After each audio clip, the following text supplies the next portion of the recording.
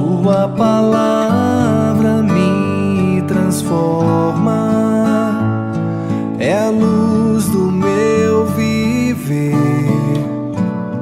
Meu Deus vivo que eu amo, me dá forças para viver. O evangelho de hoje é de Mateus capítulo 26, versículos de 14 a 25. Mateus 26, de 14 a 25. Diz assim: Então um dos 12, chamado Judas Iscariotes, foi ter com os príncipes dos sacerdotes e perguntou-lhes: Que quereis dar-me? E eu vou-lo entregarei. Ajustaram com ele 30 moedas de prata, e desde aquele instante procurava uma ocasião favorável para entregar Jesus. No primeiro dia dos ázimos, os discípulos aproximaram de Jesus e perguntaram-lhe: Onde queres que preparemos a ceia pascal? Respondeu-lhe Jesus: Ide à cidade, à casa de um tal, e diz-lhe: O mestre manda dizer-te: Meu tempo está próximo. É em tua casa que celebrarei a Páscoa com meus discípulos. Os discípulos fizeram o que Jesus tinha ordenado e prepararam a Páscoa.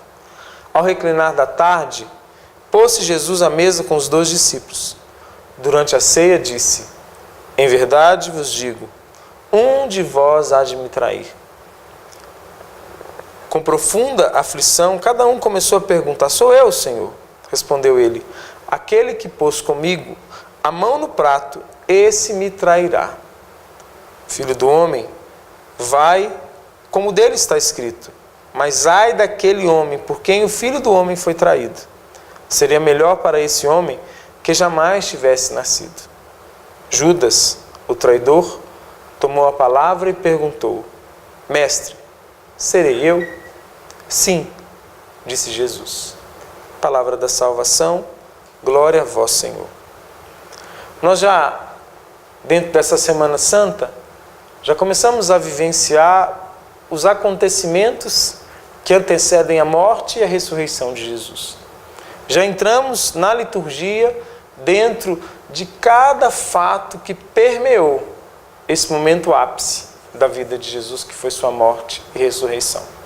Aqui já é uma narrativa da ceia pascal, a ceia que celebraremos amanhã na quinta-feira, né? A Santa Ceia, a última ceia. Mas aqui o foco não é a ceia ainda.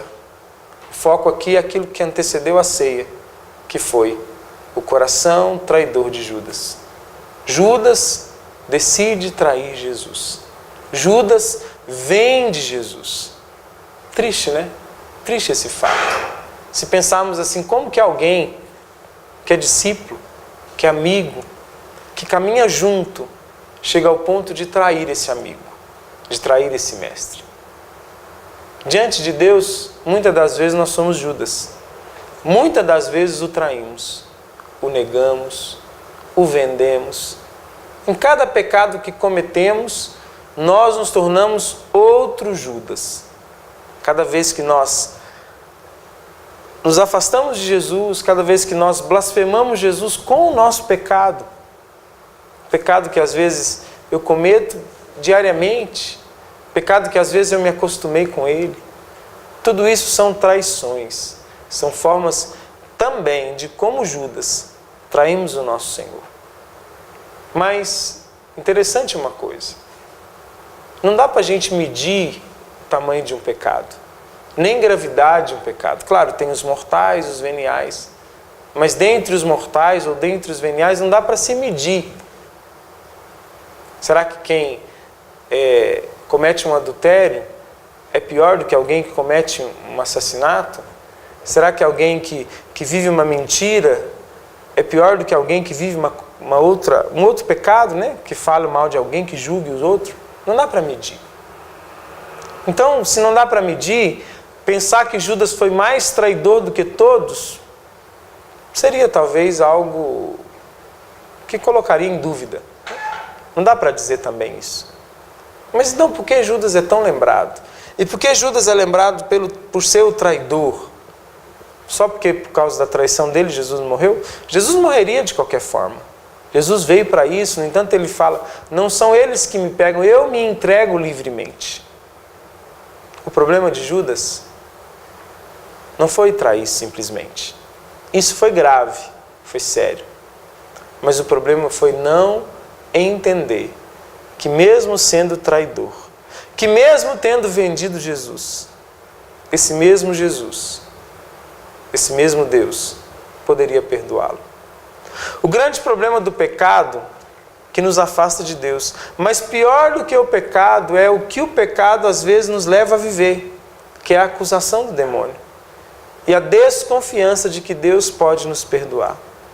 Se Judas tivesse buscado o perdão de Deus, como Pedro, por exemplo, que negou 3 vezes, como todos os discípulos que foram embora, que sobrou só João aos pés da cruz. Se Judas, assim como esse, tivesse voltado e pedido perdão a Jesus, ele seria perdoado.